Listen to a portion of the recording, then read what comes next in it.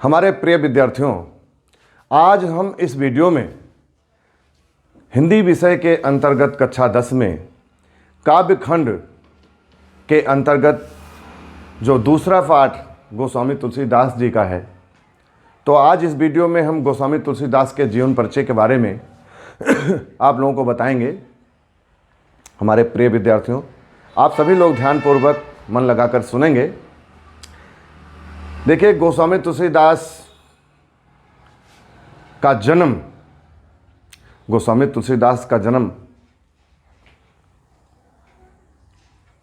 संवत 1554 विक्रमी में राजापुर नामक ग्राम बांदा जिले में उत्तर प्रदेश में हुआ था। इनके जन्म के संबंध में एक दोहा बहुत ही प्रचलित है। 1554 विषय कालिंदी के तीर, श्रावण शुक्ला सप्तमी तुलसी धर्यो शरीर। 1554 विक्रमी संवत जो हमने बताया,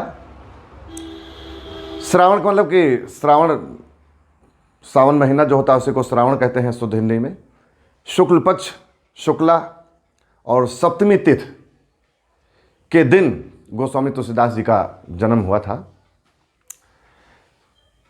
इनका जन्म स्थान, इसके बारे में मतभेद हैं। कुछ लोग इनका स्थान एटा जिले के सोरो नामक स्थान में मानते हैं, लेकिन अभी तक प्राप्त जो प्रमाण है उसके अनुसार प्रमाणित जो जन्म स्थान है, हमने यहाँ पर लिखा है जन्म स्थान राजापुर बांदा उत्तर प्रदेश। ये माना जाता है अभी तक।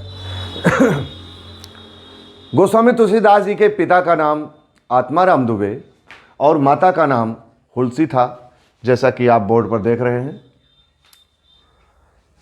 सबसे अद्भुत और महत्वपूर्ण बात यह है कि इनका जन्म मूल नक्षत्र में हुआ था, और जब इनका जन्म हुआ तो ऐसी अद्भुत तस्वीर जैसी हम लोग कल्पना नहीं कर सकते हैं। जब इनका जन्म हुआ तो 5 वर्ष के बालक मालूम होते थे और इनके मुंह में 3200 दांत मौजूद थे। ये बहुत ही अद्भुत है। मूल नक्षत्र में इनका जन्म हुआ था। जब इनका जन्म हुआ तो इन्होंने सर्वप्रथम राम शब्द का उच्चारण किया और इसी के नाते इनका नाम राम बोला पड़ गया था। इनके माता पिता ने इनके अद्भुत इस रूप को देख करके कि 5 वर्ष के मालूम होते थे और इनके मुख में 3200 दांत मौजूद थे, तो इनके माता पिता ने इनको अमंगल की भावना से और अशुभ की भावना से इनका परित्याग कर दिया, इनका त्याग कर दिया। तत्पश्चात इनका पालन पोषण एक दासी थी, उसका नाम चुनिया था। उसने इनका पालन पोषण किया बड़े ही प्रेम के साथ, स्नेह के साथ, और कुछ दिन पश्चात ही उसका भी देहांत हो गया। और उसके मरने के बाद, उस दासी के मरने के बाद, ऐसा माना जाता है कि माता पार्वती ब्रह्माणी का भेष धर करके प्रतिदिन गोस्वामी तुलसीदास जी को भोजन कराती थी अपने हाथ से आकर के। ये बहुत बड़ी बात है, विचित्र है, आश्चर्यजनक है, अलौकिक है। ये ईश्वर की लीला, ये परमात्मा की लीला। तो हम और गोस्वामी तुलसीदास जी के बारे में और जानेंगे।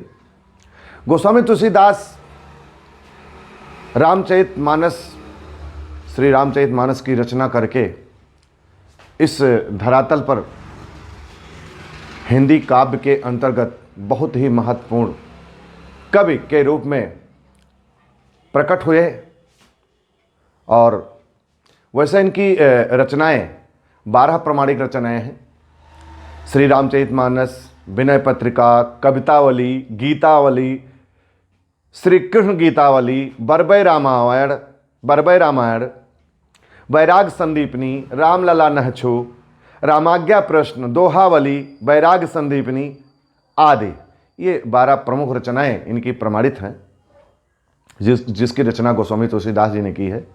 लेकिन सर्वश्रेष्ठ इनका जो ग्रंथ है वो श्री रामचरितमानस है, जिसको आज हमारे भारतवर्ष में विशेष दर्जा, महत्वपूर्ण स्थान प्राप्त है। हम सभी के यहाँ, हम लोगों के यहाँ परंपरा है कि श्री रामचरितमानस का 24 घंटे का अखंड पाठ का आयोजन किया जाता है, उसके बाद भंडारा होते हैं, इस प्रकार से। तो अब हम आते हैं इनके जीवन के कुछ विशेषताएं के बारे में कि इनकी विशेषताएं क्या रहीं।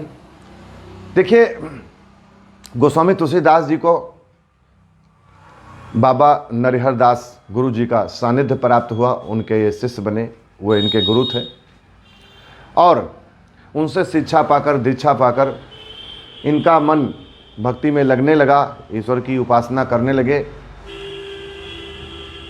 ऐसा माना जाता है कि श्री रामचंद्र जी के, मर्यादा पुरुषोत्तम श्री रामचंद्र जी के अनन्य उपासक थे। इनकी शादी, इनका विवाह दीनबंधु पाठक की पुत्री रत्नावली से हुआ। एक विशेष घटना इसके बारे में, इनके पत्नी के बारे में, इनके बारे में, इनके जीवन के बारे में वर्णित है, काफ़ी लोग इसको जानते हैं। जब गोस्वामी तुलसीदास जी का विवाह हो गया रत्नावली के साथ,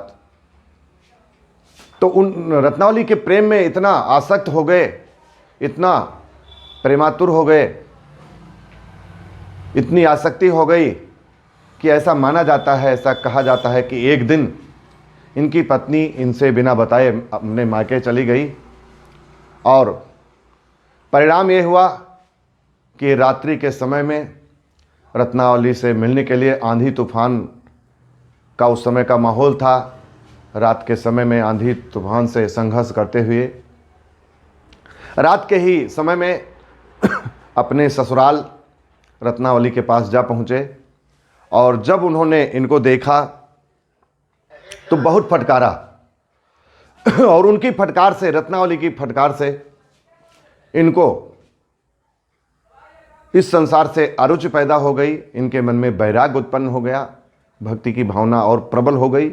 तत्पश्चात गोस्वामी तुलसीदास जी गृहस्थ को त्याग कर रत्नावली से वियुक्त होकर, उनसे जुदा होकर ये काशी चले गए। वहाँ एक मंदिर था, वहीं पर ये रहने लगे, पूजा पाठ करने लगे और ऐसा माना जाता है, ऐसा कहा जाता है कि लगभग 40 वर्षों तक इन्होंने किसी को अपना परिचय नहीं दिया और इन्होंने वहीं पर मंदिर में रह करके काशी में 4 वेद, 6, 7, 18 पुराण आदि वेदों का, वेदांगों का गहन अध्ययन किया और अध्ययन करते करते इनको अभूतपूर्व ज्ञान हो गया, अथाह ज्ञान हो गया, दिव्य ज्ञान हो गया।